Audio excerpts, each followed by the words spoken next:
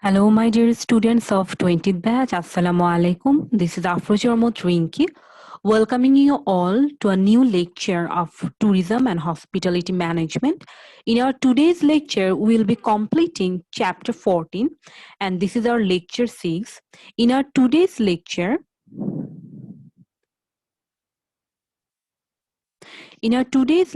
we shall complete a new chapter, which is tourism's economic impact, and this is chapter 14 from your textbook. From this chapter, the learning objectives are, let's take a look. You will be able to know the economic impact of tourism, how tourism provides direct and indirect revenue to the government, what are the international perspective of tourism, what are the national perspective of tourism. You shall be able to learn some issues which are impeding the tourism sector of Bangladesh. We'll be learning the tourism expenditure, and we'll see the domestic and international tourism with its definition and its classifications. Then you shall see what is optimization. We shall also learn what are the goals and principles of optimization.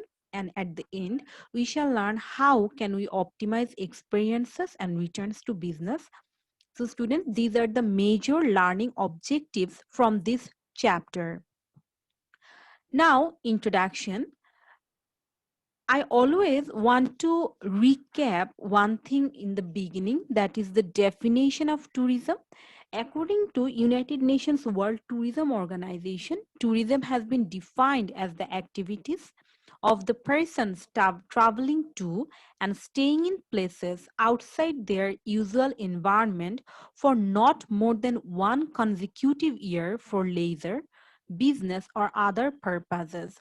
So this is the definition of tourism, which has been shown here as a recap of previous lecture.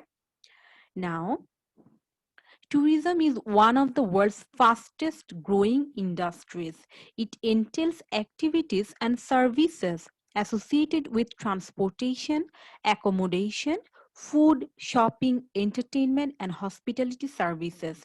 Tourism is a major source of income generation and source of foreign exchange earning in many countries. It creates ample job opportunities and plays a vital role in country branding. With the invent of today's globalization, immense technological advancement, socio-demographic factors, and rapid urbanization, the tourism sector is changing fast. So this is the introductory part of today's lecture. Throughout our entire lecture, we shall actually learn the economic impact of tourism, how tourism has made immense impact on the world economy as well as the country's economy. In 2019, students say travel and tourism accounted for 8.9 trillion contribution to the world's total GDP. If we assume the total GDP, $8.9 trillion has been contributed from travel and tourism. Now, tourism has become one of the major source of foreign exchange earnings. It also contributes a lot to the government revenues. Now this question comes, how tourism is contributing to government revenue. Tourism is contributing to the revenue of a government or a country through all of these sources. See, for accommodation, you are going to a hotel. For transportation, you are using the transportation services of the host country, the entertainment, attraction. All of these are conveying revenue to the host country. Apart from that, the tourists, when they come, they also contribute, they also pay taxes, which is the direct revenue that the government is getting. Now there are also some indirect contribution line, government collection, TNT spending. Then there are food and beverage that you're having, the recreation, the clothing, the household goods. So all of these are actually impacting the total government revenue, and thus it increases the GDP of a country and increases the employment opportunities. Now, throughout the entire world, throughout the entire world, we have seen how tourism sector has become one of the major sources of employment generation. 330 million jobs around the world comes from tourism, which means one in every 10 jobs are from tourism sector. Now, travel and tourism thus has become the best partner for governments to generate employment. Then the next impact of tourism is development of private sector. The private sector has continuously developed within the tourism industry, and owning a business within the private sector can be extremely profitable, making this a positive economic impact of tourism. Now, for any tourist attractive places, that becomes a profitable sources for many businesses, and thus the private sector takes the opportunities to develop their business in those tourist market, which apparently increases the profitability of the country and increases the GDP. Now, if we take a look at the linkage, see, when tourism grows, what happens? It creates more jobs, it creates demand for more local supplier services, more tours operators are attracted. Now, see, when this happens, more spending power in tourist area comes from here, and when more tour operators are needed, more jobs are created. Then again, when more spending power in tourist area is needed, money spent on it, means suppose you have gone to Cox's Bazar or Saint Martin. Now you have spent a lot on what, on the beaches, on the food you have eaten. Then what will happen? The earning that Saint Martin will get, that will be used to develop the infrastructure of that local area. So we can see tourism is creating jobs, tourism is creating money, and that money is used to develop the infrastructural development of that certain area. Now also you can see the tourist area becomes more attractive. When the tourist area becomes more attractive, there are more spending and earning sources for the tourist and local people. It creates more jobs. So you can see the tourism industry is actually directly impacting the employment. See, it creates employment, it is boosting the revenue of the economy, it is a flow of foreign exchanges, because foreign exchanges are mm, coming to me, and there is a lot of flow of foreign exchange. Then tourism increases tax revenue, and when tourism increases, the local citizens are benefited by the infrastructural development and employment. So I think that you have understood the economic impact of tourism in any country. But there are sometimes, what are the trade-offs of tourism? Not all the things are positive for an economy. Not tourism is not tourism does not have all the positive sides. There are some hidden cost of tourism which can have unfavorable economic effect on the host community. Students say the infrastructural cost that is caused due to tourism might be higher. uh, it in tourism, in a tourist place, there we see an increase in price in their food, in other stuff. So what happens when the price increases? The livelihood of normal people, the spending pattern of normal people also increases. Now it might be tough for the local people to cope with the price increase in that certain arena. Then economic dependence of the local community on tourism. There are many countries like Gambia where a total 70% of their people actually depend on tourism industry. So too much dependence is critical, because if your tourists number decreases, it might be curse for your country. Then foreign ownership and management. When tourist spots come and it becomes popular, many foreign companies, foreign brands come to that market by superseding the local shops and local brands. Now we shall learn economic impact of tourism to two perspectives. In the beginning, we shall learn the international perspective and then we shall learn the national perspective. So, tourism brings huge economic potential for a destination that wishes to develop the tourism industry.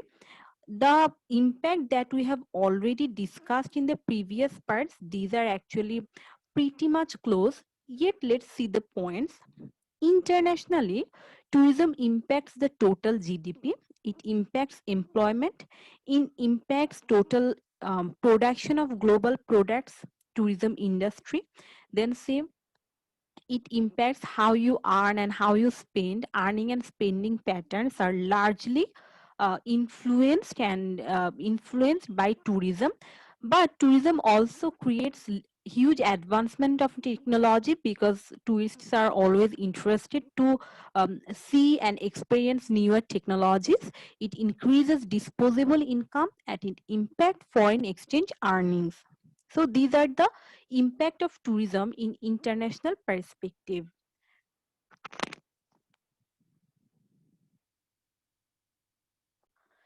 Students, now we shall learn the economic impact of tourism in national perspective, that is in the perspective of Bangladesh. See, in developing countries like Bangladesh, tourism has become one of the major sectors of the economy. Tourism is a rising industry in Bangladesh. It comprises 4.4% of the total GDP in 2018. But it is less if you compare it to the total world GDP. In world GDP, tourism contributes 10.5%, but in Bangladesh, tourism comprises 4.4% of total GDP. So it means that there are lots of options for development in tourism sector in Bangladesh.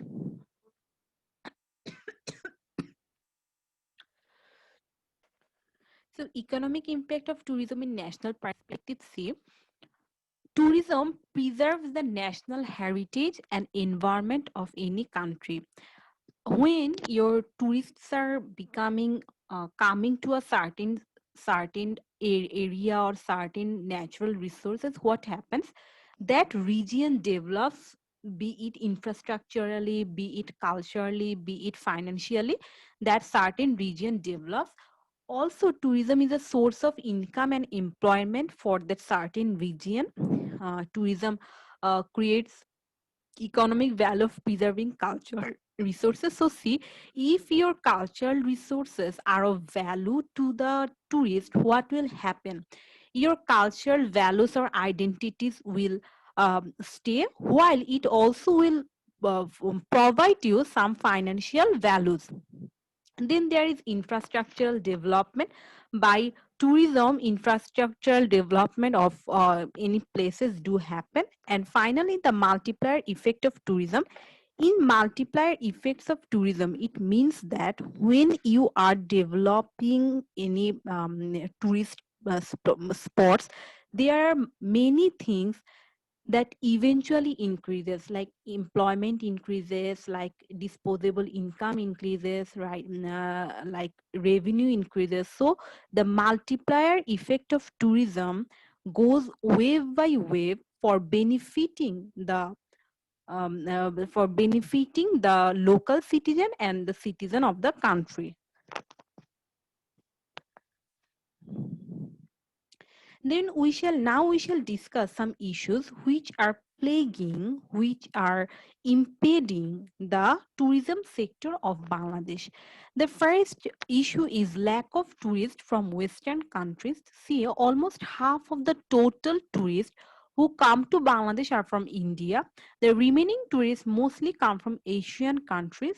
So this is a issue. Then lack of sufficient security measures. Security issues are a concern for foreign tourists. Unsupportive local airlines. Supportive local airlines play an important role in promoting a country among foreign tourists. However, the national flag carrier of Bangladesh, Biman Bangladesh Airline, has only one destination outside Asia, which is London, United Kingdom. This results in an increased cost of transportation to Bangladesh, which acts as a disincentive to foreign tourists, obviously. Then higher cost for tourists compared to competing countries in the region. The cost of tourism in Bangladesh is on the higher end of the spectrum. However, when it comes to other factors like infrastructure, health and hygiene, ICT readiness, tourist service infrastructure, Bangladesh is ranked lower than its competitor in the region. So for this factor and also for the lack of marketing and proper infrastructure, we are lagging behind in tourism sector if we compare to the world. Now, let's take a look at the problems of tourism industry. Bangladesh is a deficit economy. There are lack of training people in tourism industry. Government does not apply new strategies or plan for tourism industry. The tourism sector does not have nightlife activities as in newer activities, lacking of standard facilities, poor and inadequate infrastructure, lack of information related for the tourism. So these are some of the factors, these are some of the problems that tourism industry is facing. Now we shall learn about tourism expenditure.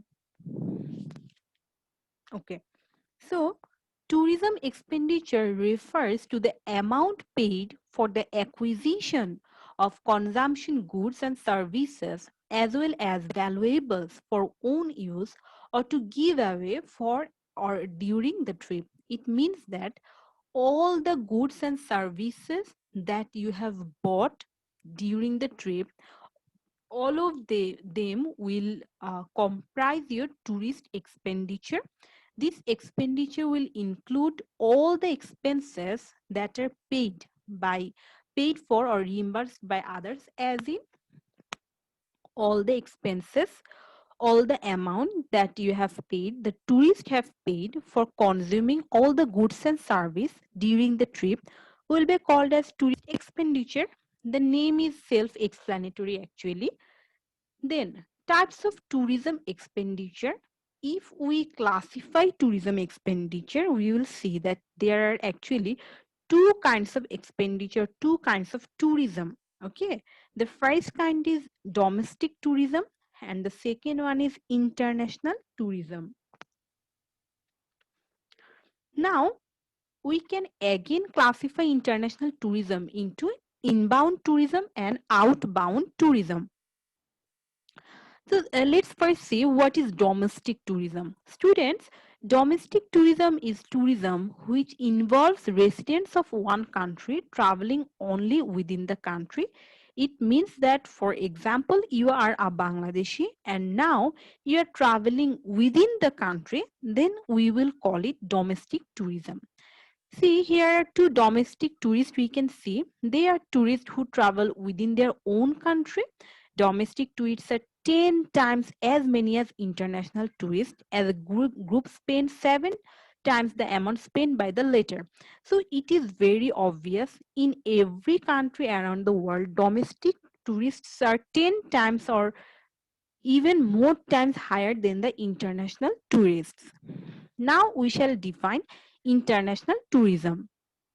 International tourism refers to tourism that crosses national borders and travel to foreign countries. International tourists can be further classified into following two categories. They are inbound tourism and outbound tourism. So, inbound tourism means when a foreigner visits a given country. For example, if the Indians are visiting Bangladesh, it will be assumed as inbound tourism from the perspective of Bangladesh. As in, I am a Bangladeshi and an Indian has come to my country. So it will be called from the Bangladeshi perspective that he is an inbound tourist who is coming to the inside the country. Whether if a Bangladeshi is going to or visiting to a foreign country, we shall call that outbound tourism. See, when the resident of a given country visits a foreign country, it's called outbound tourism. So we can classify international tourism into two parts: inbound tourism when a foreigner is coming to my country, and outbound tourism when a resident of your host country is going to a foreign country. Then comes differences between international and domestic tourism. Now, Domestic tourism or local traveling is less expensive than the international tourism. You do not need any passport or visa for domestic tourism, whereas you need that for international tourism. You travel as a first class citizen, you do not need to have racial discrimination or any other kind of discrimination that you have to face in foreign country. But in foreign country you might encounter some cultural differences which you find might be offended, that it inspires a genuine appreciation of the beauty of one's own country. It definitely does. So we always say that travel your own country first, then comes expands one understanding of one's nation and therefore raises national consciousness, sorry, national consciousness. So these are the differences. You don't need to actually just memorize it, you can also write the differences from your own understanding, that domestic travel is less expensive, is more genuine, gives you more patriotic feeling, whereas traveling abroad is expensive but also it is very distinctive. Now comes optimization. Um, Optimization is a very important principle in tourism. Optimisation শব্দটার মানে হচ্ছে সর্বোচ্চ ব্যবহার করা, ঠিক আছে? Now see, economics constantly attempts to explore how to achieve an optimal allocation of scarce resources to meet the demand of tourists. So see, here are two parts. You have to meet the demand of your tourists with your scarce resources, and then you have to make the optimal allocation of your resources. The physical needs and psychological wants for these resources are constantly shifting. Thus, all parts of tourism should be optimized by developing rules, applications, operations, and evaluations. So, optimization এর বাংলা হচ্ছে সর্বোচ্চকরণ, সর্বোচ্চ ব্যবহার নিশ্চিত করা। এক্ষেত্রে আমরা ট্যুরিজমের ক্ষেত্রে কি বলবো?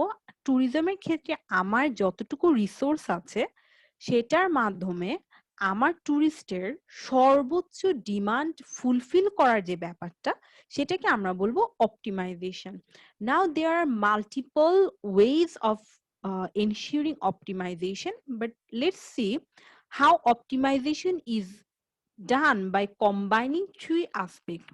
At the first one, you shall optimize the experience of your tourist. So experience of কি করতে হবে? At the beginning, you shall increase the psychological experience of your tourist. Then you shall optimize the returns to business. Returns to business as in you shall not only focus on your customers, but also you shall see if the revenue you are generating is enough for your business to support. Then in the third one, optimize for the local economy. Only your customer and your business is not everything that you're operating in. Rather, you also will have to optimize benefit for the local economy. So see, this is your customer, which are the tourists, this is your business, and this is the economy. আপনি কি করতে হবে? ট্যুরিস্টদেরকে আপনি তাদের experience optimise করবেন, আপনার নিজের বিজনেসের রেভিনিউ অপটিমাইজ করবেন, এবং দুটোর মাধ্যমে আপনার লোকাল যে ইকোনমি আছে সেটার পারফরমেন্সটা আপনি অপটিমাইজ করবেন। Now comes the goals of optimization. Students say there are three major goals of optimization. I already told you, optimizing the experience of tourists, optimizing or maximizing the profit of business, and maximizing the maximizing the local economy. Now you see, you can maximize the local economy by providing primary and secondary benefits. These are the major three goals of optimization. আমি আবারও বলছি, টুরিস্টের experience আমরা সর্বোচ্চ দেওয়ার try করব, আমার বিজনেসের প্রফিটও যাতে ম্যাক্সিমাইজ হয় সেটাও আমি ভাববো, এবং এই দুটোর কম্বিনেশনে আমার লোকাল ইকোনমি যাতে গ্রো করতে পারে সেটাও আমি এনশিওর করব। Now optimization, there are some ways how the company optimizes its performance for the customers and economy. See, so what the company can do, the company can distribute the quality and quantity of services against the volume of payment, as in you have to justify the quality and quantity of service you are providing against the payment you are receiving. Then you have to generate physical and psychological satisfaction, as in your customers has to feel physically well and sound, and as well the customer also have to feel that he is having or she is having the excitement, she is having the experience that everyone is craving to have in travel and tourism. Now, on the request of tourists, you can expand some product line and services for your customers. And then you can take you can quantity of tourist arrival in a journey saying, then you can the local citizens can cordially assist to optimize the experience of the tourists that are traveling in your place. And the final one is proper allocation of resources. Proper allocation of resources mean you have to optimally use all your resources to meet the need of demand of your tourists.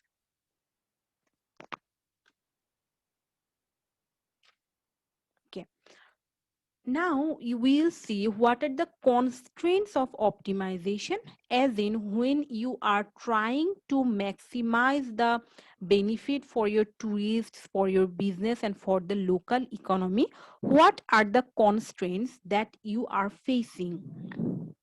See, the first constraint is demand. Every firm providing goods and services to tourists is constrained by the demand function of its customers. These relate quantity purchased to price, wealth, and income.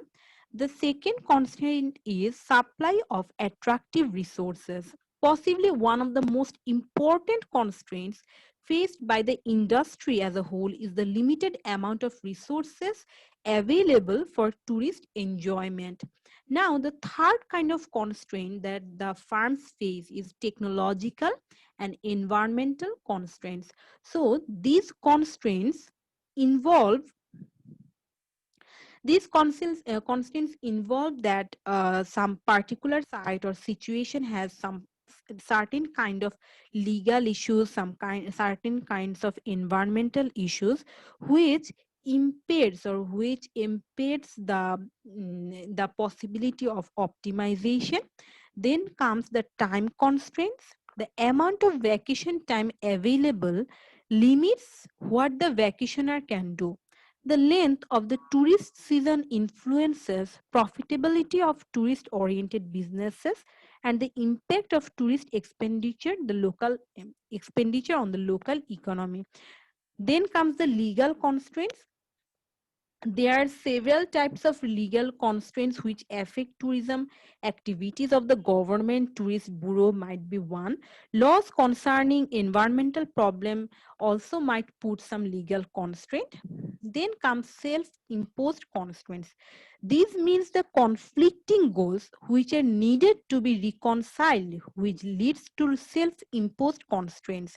The conflicts may arise within a firm or among farm government agencies and so on. All of them are seeking to develop a particular area or concept which might hamper the optimization. Then comes lack of knowledge. Many activities are limited because little is known about particular situation. Business people are used to living with a certain amount of uncertainty, but there are inevitable limits to the amount they are willing to countenance. Ignorance influences governmental operations as well. And the final constraint is limitation of supportive resources. There are always limitations to the amount of money, managerial talent, worker, constructions, materials, social capital, and many more. And thus, in turn, limit chances to provide psychological enjoyment, physical enjoyment, taking advantage of profit-making opportunities and facilities do decreases, and this limitation of supporting resources hampers if the company is planning to have optimization.